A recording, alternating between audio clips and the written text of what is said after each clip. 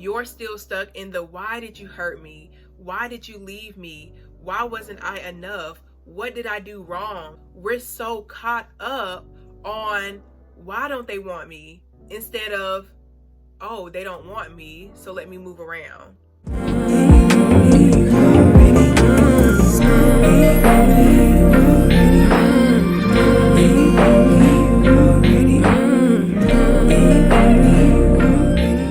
Hey everyone, welcome back to my channel. I am so thankful y'all are here. I pray you can find home here, and if so, welcome. So in this video, I really want to talk to y'all about your ability to stay present, your ability to be grounded in whatever emotion you're feeling at the time is going to be so important for your evolution to the next level. Most people on this earth are running on a very unconscious programming. We all have bits and pieces of programming that we've learned from our families, from society, from school, from friends. We all have different things that we've been influenced by, but there are so many people in this world who are running unconsciously, like not even aware of their behavior, not even aware of their thinking patterns, of their emotional responses. Like I talked about in my last video, so many people are just projecting onto each other how they feel deep inside, and they don't even realize they're doing this. In order to even begin changing this pattern, in order to begin changing who you are and manifesting and calling in what you want in your life, you're going to have to become aware of what you're thinking and what you're feeling and what behaviors you repeatedly fall into. And this process is not for the weak. This process is not, it's not simple or well, I won't say that. The process is easy. The process is very simple, but the challenge is going to come from you having to accept within yourself that you are not perfect. You have to accept that you exist in a lot of the human conditioning that you may look at other people and say, oh, they do that type of stuff, but not me. They get angry, but not me. You know, they have these traumas and these traits and toxic behaviors, but not me. You're going to have to start getting used to looking at yourself and calling yourself out for the toxic behaviors you may have.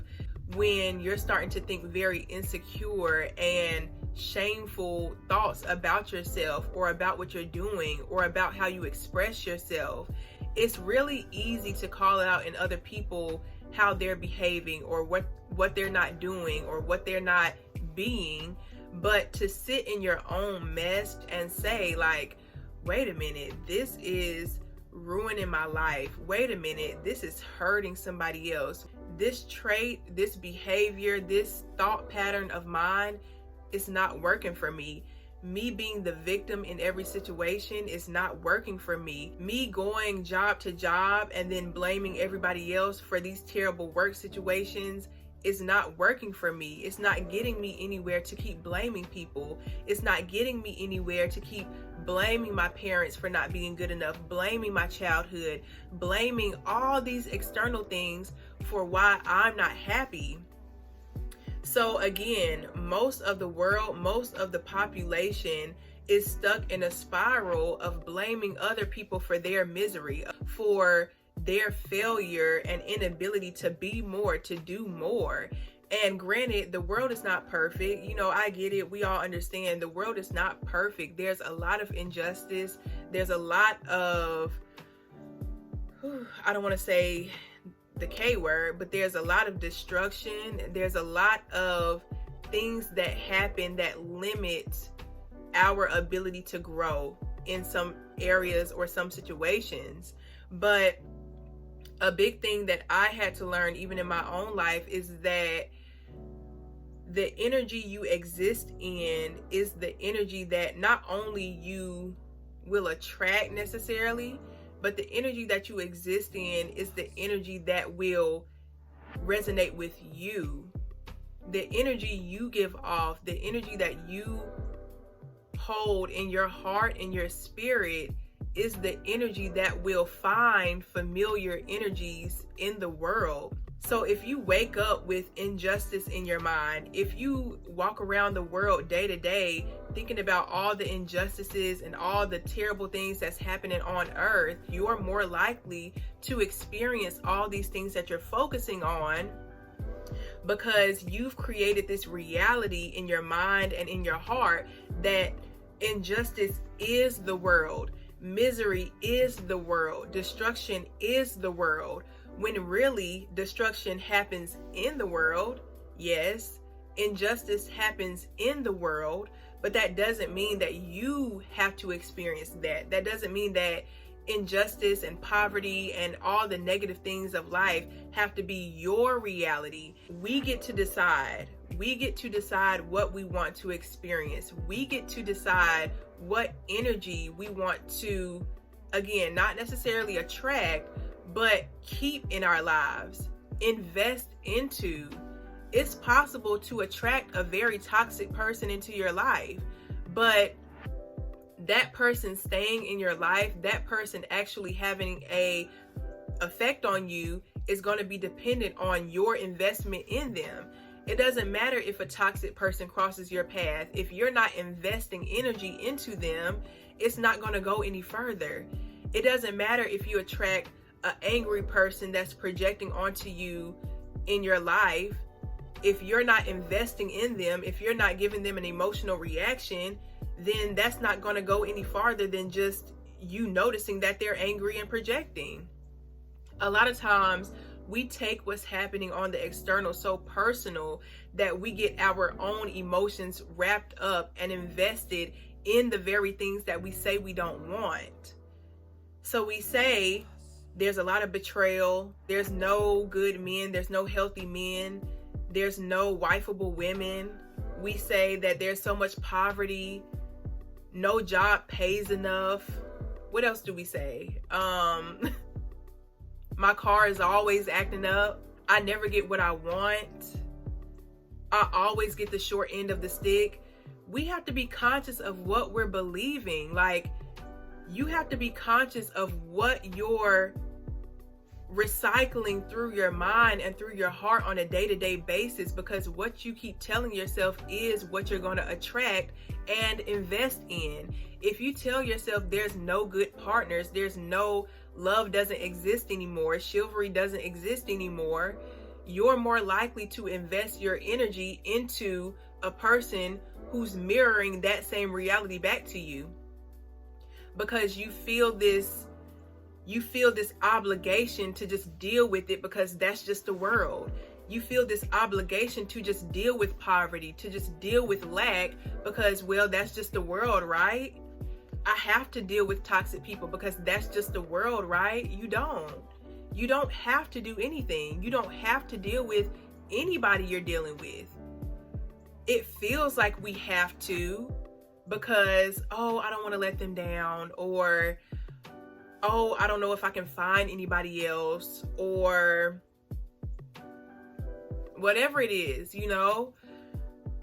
So being present and being grounded also gives you the ability to tap into your internal inventory of everything you think, everything you feel, all of your reactions before you actually react.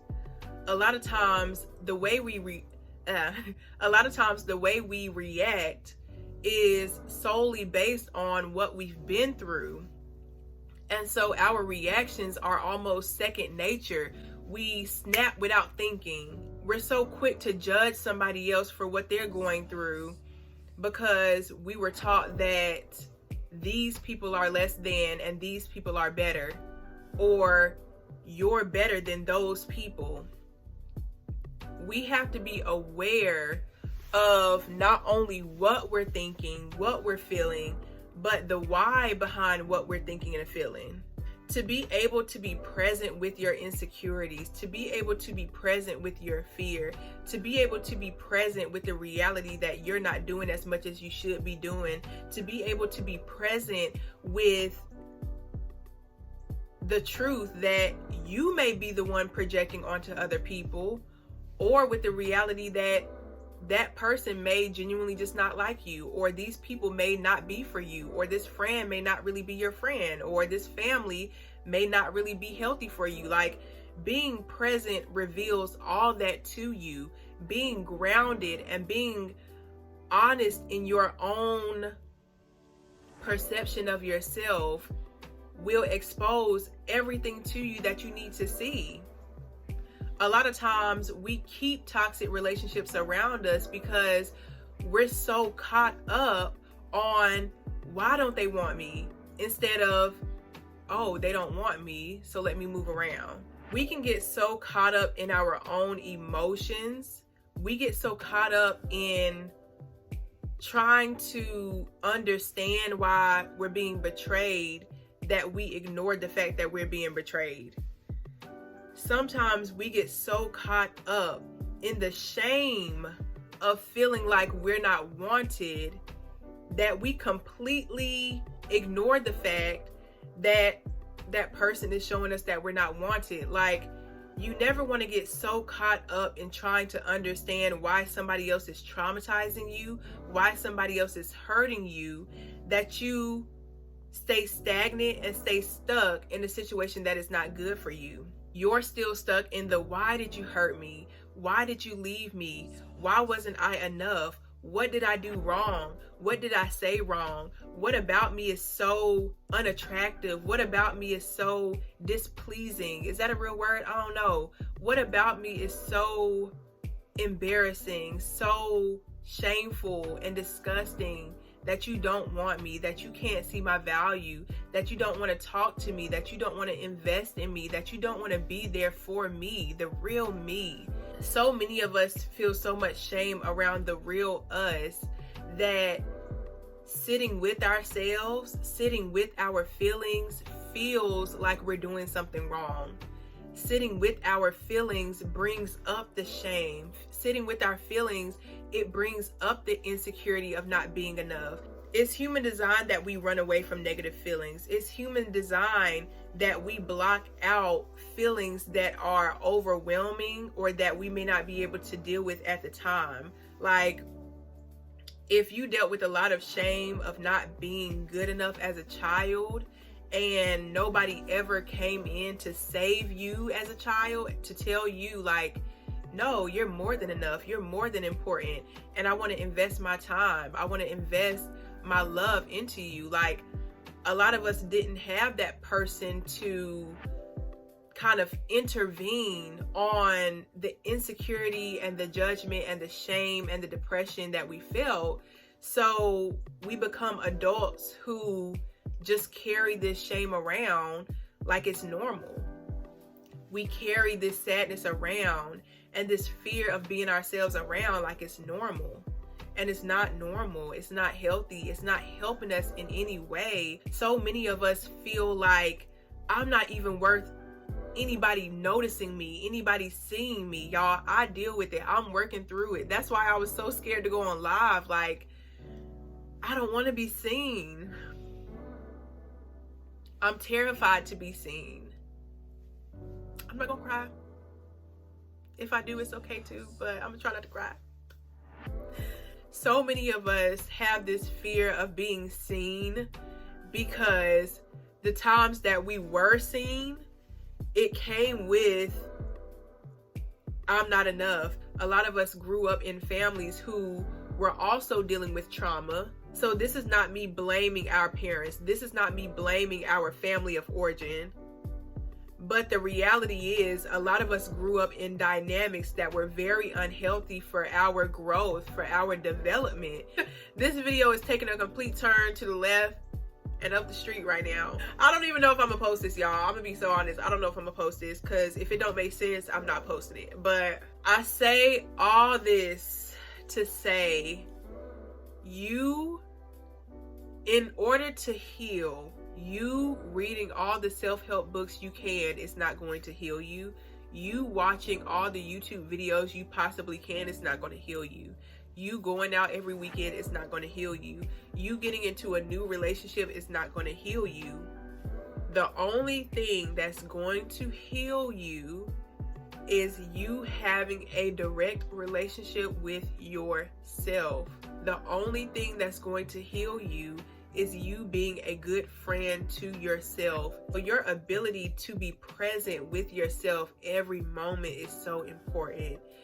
You're going to have to feel all the feelings that you don't want to, all the anxiety that you're so scared to feel, all the shame that you're so scared to feel, all the jealousy or the envy that you may feel, all the things that you're suppressing and you're pushing down, especially when it comes to how we interact with other people in person, how we interact with friend groups, how we interact within our relationships at work, etc., etc.